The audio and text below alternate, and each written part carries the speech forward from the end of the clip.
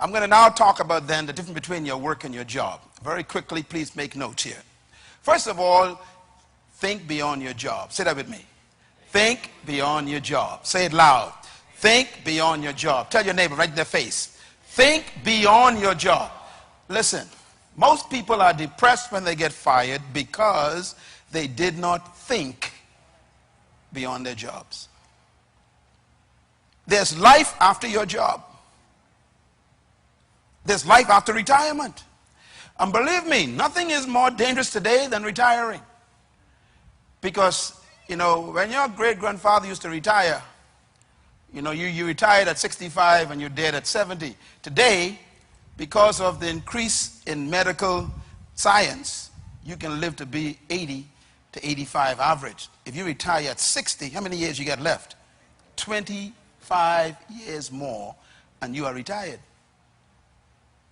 What are you going to do for another quarter of your life? Therefore, you cannot put your hope in a job. And let me tell you something right away. The company you work for, the minute you hit 65, they already start singing the hymns. Rescue the perishing, care for the dying. Why? You're 65. They already see the young guy coming out of college who want to actually work for less. Are you with me? The older you are, the more expensive you are to the company. So wake up and think beyond your job. That means that the solution to your future success is not in the job you have, it's in what you're thinking beyond the job. And that's why I'm here in this session. Make a note of this. There's no future in any job. I guess those who got fired prove that, right? You got laid off. Or they only got you on 2 days' work. You realize your future is being attacked by the fact that they laid you off. So you got to cut back on your standard of living. Maybe even lose a car and lose a house. Why? Because your future, you put in your job. No job has a future in it. Make a note of this, please. The future is in the one who holds the job. Don't ever allow an organization to be your hope. Every job is temporary. No matter how much they praise you and love you, you better think beyond that position. Because when this thing is all over, they will tell you bye-bye. There are folks in this room who've been retired for 5 years already, and they begin to scratch their heads. Why did I retire? Because life goes on. I'm glad you're here. And young people, please remember what I'm saying, because you got a chance to not make mistakes that older people have made. Write this down, please. Create your business in your job.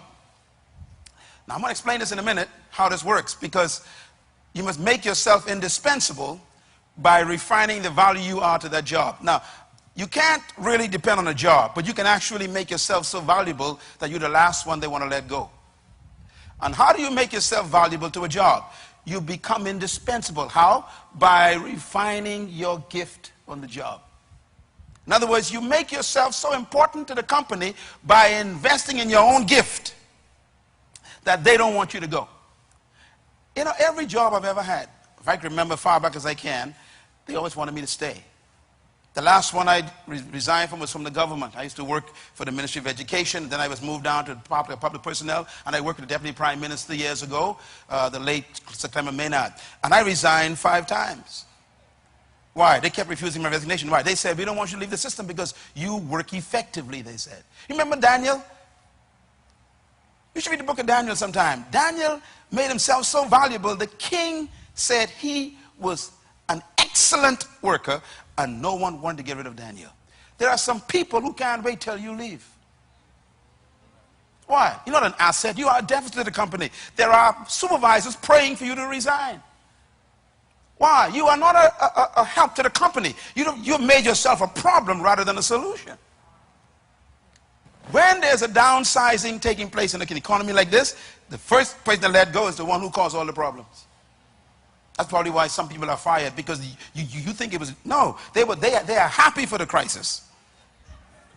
Why? Finally can get rid of you legally and give a reason for it. Yeah, because you made yourself a nuisance.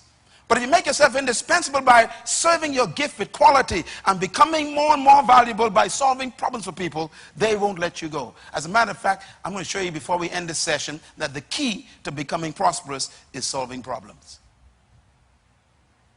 You are kept for the problems you solved. You are let go for the problems you create. People ask me all the time, how you doing? My answer is, I'm a solution, not a problem. And I mean that. I said to myself all the time, I solve problems. That's why I'm valuable. I'm valuable because I'm solving your problems tonight. If you want to become the same way, you got to be able to find problems that you can solve and then solve them. Don't look for a job, look for a problem. People looking for money. Don't look for money. Look for a problem. You solve problems, you get paid. So that's different between your job and your work. Let me give you the differences real quick. Never confuse your job with your work. Why? Your job is what they train you to do. Your work is what you were born to do. Your job is your career. Your work is your life assignment. Your job is your skill. Your work is your gift. You know why they let people go during the crisis? Because your skill come a dime a dozen. They could fire you because they don't need your skill, but they can never fire your gift. It goes with you. A person who knows their gift can never get fired. This is why you have to study, what is my gift? Now, our problem is our cultures have not trained us to find our gift. They train us to find a job. So they tell you, go get a skill. Remember those words? The problem is, your skill is dispensable.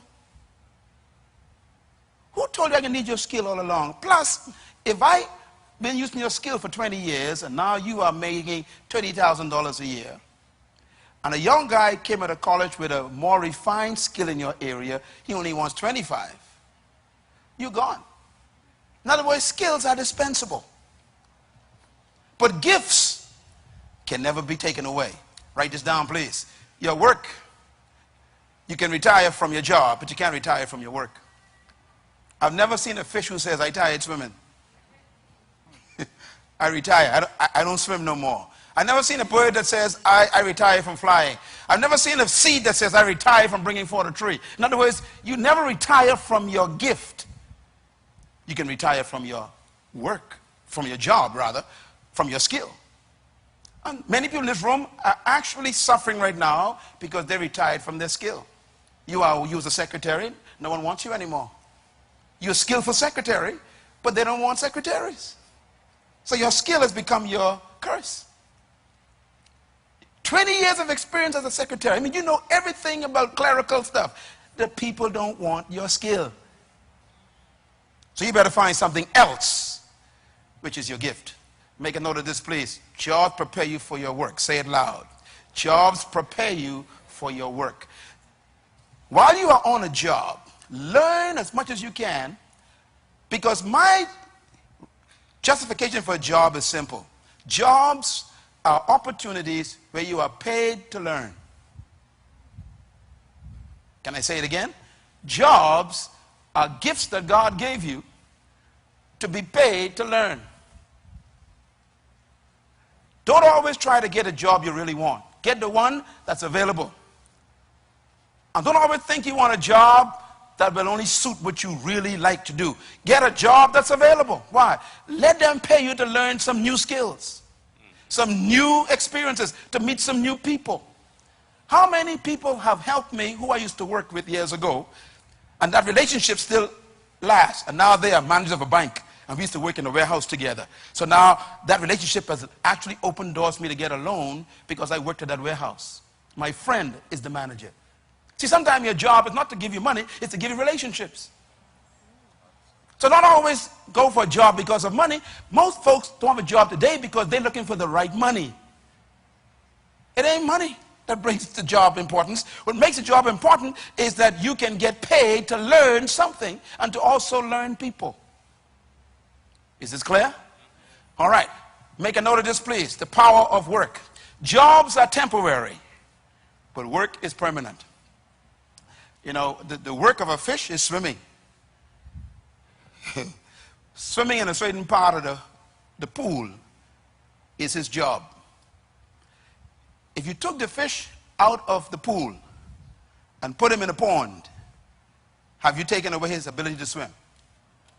His gift went with him, even though you fired him from the pool. See, when they get rid of you, carry your gift with you. Wherever you land, keep on swimming. Because it wasn't the skill that they took away from you. It was the location for you to be in your gift. No matter where I am for the rest of my life, I can never be poor again because I've discovered my gift. I will not allow my country or my culture to determine my value anymore in my life. No one will ever determine how much I'm worth anymore. And you've got to get to the point where you are free from the spirit of jobs and you ignite the spirit of work and use every job to refine your work. Make a note of this, please. You can never retire from your job, from your work rather, but you can retire from your job. Retirement is not in the Bible. It's a capitalist concept. Retirement is not even biblical. You are never supposed to retire. You're supposed to simply finish your work and leave. I have finished my course. Paul never retired. Christ said, it is finished. He didn't retire. You leave after you finish something. Some of the most miserable people in the world are retired people. Do you know why? You were never created to stop working. What is work? Becoming. If you stop becoming, you stop existing. No wonder why you're so paranoid and hate everybody.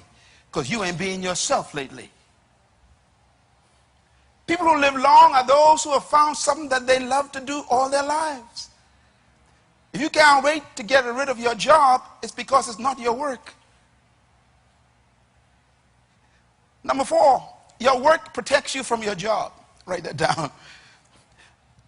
If you learn your work, you're not afraid if they take away your job. When they threaten to fire you, you should say, it's okay. Why? You can take away my job, but you can't take away my work. You can take away my skill, but you can't take away my gift. You can take away the activity, you can't take away the ability. Your gift is more important than your skill.